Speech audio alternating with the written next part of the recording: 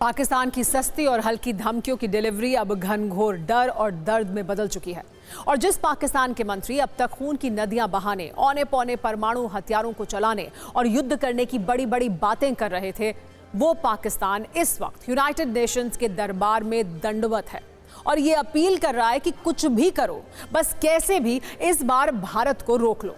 वैसे क्या भारत को यूनाइटेड नेशंस और उसकी बातों को वाकई में सीरियसली लेने की जरूरत है?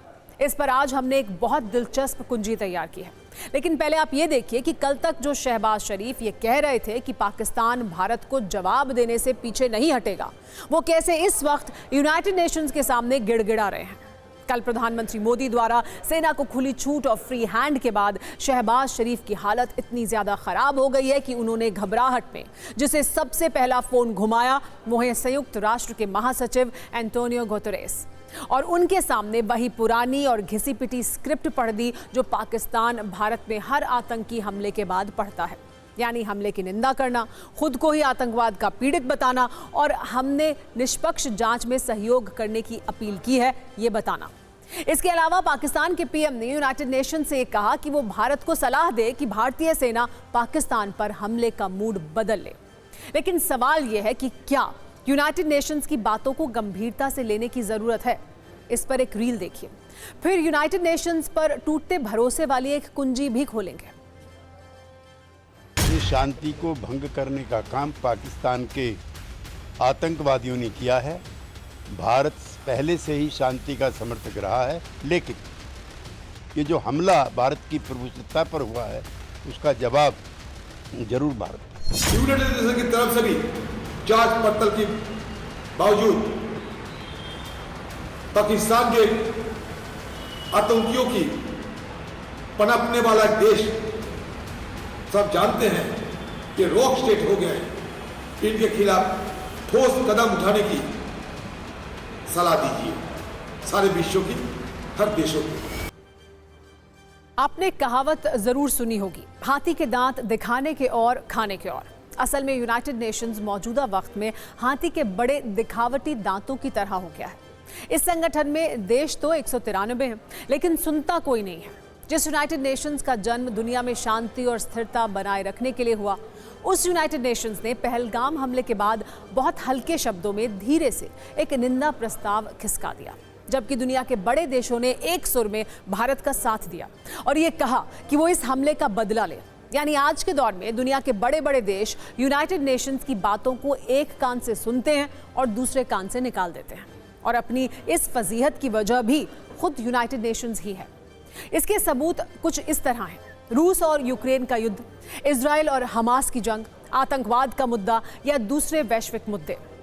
जब वर्ष 2022 में रूस ने यूक्रेन पर हमला किया तो यूएन ने जो एक काम बढ़ चढ़ कर किया वो था निंदा, क्योंकि रूस यूएन का स्थायी सदस्य है। इसीलिए उसने वीटो का इस्तेमाल करके अपने खिलाफ आए प्रस्ताव को ब्लॉक कर दिया। इजराइल हमास युद्ध में फिर यूएन पर धृतराष्ट्र की तरह सब कुछ देखने का आरोप लगा। 7 अक्टूबर 2023 को हमास के आतंकी हमले के बाद इजराइल की जवाबी कार्रवाई पर यूएन युद्ध विराम की अपील करता रहा, लेकिन ना इजराइल ने सुना और ना ही हमास ने। तब भी अगर यूएन ने कुछ किया तो वो थी निंदा, और आतंकवाद पर भारत में हुए आतंकी हमलों पर भी यूएन सिर्फ निंदा कर रहा है। इसलिए यूएन का नाम तो यूनाइटेड नेशंस है, जबकि उसका काम भी यूएन ही रह गया है, मतलब अनलिमिटेड निंदा। और ऐसी परिस्थिति में यूएन के शांति के कबूतर उड़ाने वाले ज्ञान पर भारत को कितना अमल करने की जरूरत है, ये बिल्कुल स्पष्ट है।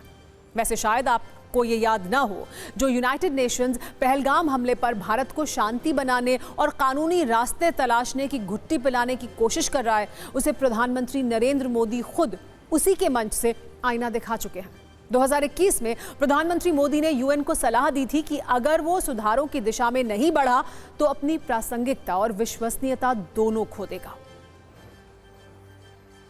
अध्यक्ष महोदय, भारत के महान कूटनीतिज्ञ आचार्य चाणक्य ने सदियों पहले कहा था, कालातिक्रमात् कालातिक्रमात् काल एव फलम पिबती। जब सही समय पर सही कार्य नहीं किया जाता तो समय ही उस कार्य की सफलता को समाप्त कर देता है। संयुक्त राष्ट्र को खुद को प्रासंगिक बनाए रखना है तो उसे अपनी इफेक्टिवनेस को सुधारना होगा, रिलायबिलिटी को बढ़ाना होगा। यूएन पर आज कई तरह के सवाल खड़े हो रहे हैं। इन सवाल को हमने क्लाइमेट क्राइसिस में देखा है, कोविड के दौरान देखा है, दुनिया के कई हिस्सों में चल रही प्रॉक्सी वॉर, आतंकवाद और अभी अफगानिस्तान के संकट ने इन सवालों को और गहरा कर दिया है।